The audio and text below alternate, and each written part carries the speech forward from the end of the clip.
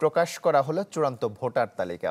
দেশে বর্তমানে মোট ভোটার 12,37,32,274 জন। এর মধ্যে পুরুষ ভোটার 6,33,61,615 জন আর নারী ভোটার 6,03,69,665 জন।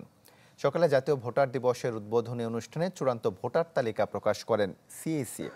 এ সময় তিনি বলেন, অবাধ, সুষ্ঠু, গ্রহণযোগ্য ভোটের প্রতিশ্রুতি জাতিকে দিয়েছে নির্বাচন কমিশন। এরপর ভোটার দিবসের উদ্বোধন ঘোষণা করেন প্রধান নির্বাচন কমিশনার। পরে অনুষ্ঠিত হয় একটি বর্ণাঢ্য র্যালি। 2019 সাল থেকে জাতীয় ভোটার দিবস উদযাপিত হয়ে আসছে। এবারে সপ্তমবারের মতো জাতীয় ভোটার দিবসের আয়োজন করে নির্বাচন কমিশন।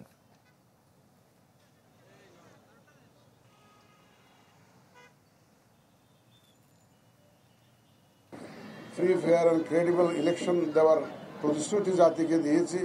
সেখানে আপনাদের যে একটা সহযোগিতার হাত বাড়িয়ে দেওয়ার একটা এটাকে একটা সেটার রিফ্লেকশন হিসেবে বিবেচনা করছি। আমি আপনাদের সবাইকে স্বাগত জানাই। এ বিষয়ে আরো তথ্য জানাতে রাজধানীর আগারগাঁও থেকে আমাদের সঙ্গে সরাসরি যুক্ত হচ্ছেন আশিকেন প্রিন্স। ভিশনের ফুলঝুরি মেগা অফারে ফ্রিজ কিনলেই পাচ্ছেন 16 পিসের আকর্ষণীয় গিফট বক্স একদম ফ্রি। তমাল, বিশ্বের বিভিন্ন গণতান্ত্রিক দেশে এই জাতীয় ভোটার দিবস আয়োজন করা হয়ে থাকে। এর ধারাবাহিকতায় 2019 সাল থেকে বাংলাদেশেও জাতীয় ভোটার দিবস উদযাপন করে আসছে নির্বাচন কমিশনের পক্ষ থেকে, এবং এবার সপ্তমবারের মতো জাতীয় ভোটার দিবস উদযাপন করছে নির্বাচন কমিশন। শুধুমাত্র ঢাকাতে নয়, সারা দেশব্যাপী জেলা পর্যায়ে, উপজেলা পর্যায়ে কিন্তু এই দিবসটির আয়োজন করা হয়েছে নির্বাচন কমিশনের পক্ষ থেকে।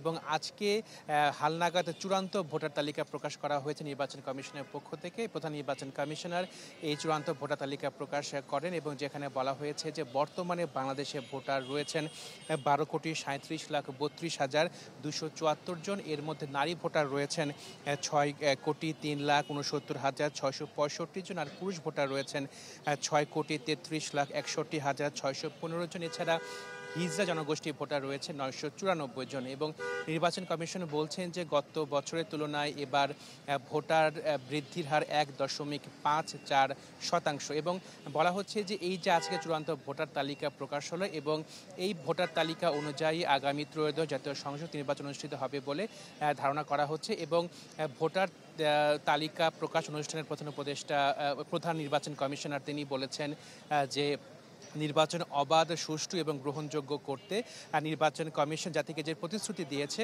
সেই প্রতিশ্রুতি নির্বাচন কমিশনের পক্ষ থেকে রাখা হবে, এবং তারা ভোটাররা যাতে নির্বিঘ্নে ভোট কেন্দ্রে গিয়ে ভোট প্রকাশ করতে পারে, ভোট দিতে পারেন, সেই ব্যবস্থা কিন্তু নির্বাচন কমিশনের পক্ষ থেকে নেওয়া হবে। অর্থাৎ বলা হচ্ছে যে আগামী ত্রয়োদশ জাতীয় সংসদ নির্বাচন যেটি হবে সেটি অবাধ, সুষ্ঠু এবং গ্রহণযোগ্য হবে বলে নির্বাচন কমিশনের পক্ষ থেকে বলা হয়েছে। তমাল, প্রিন্স, আপনাকে ধন্যবাদ।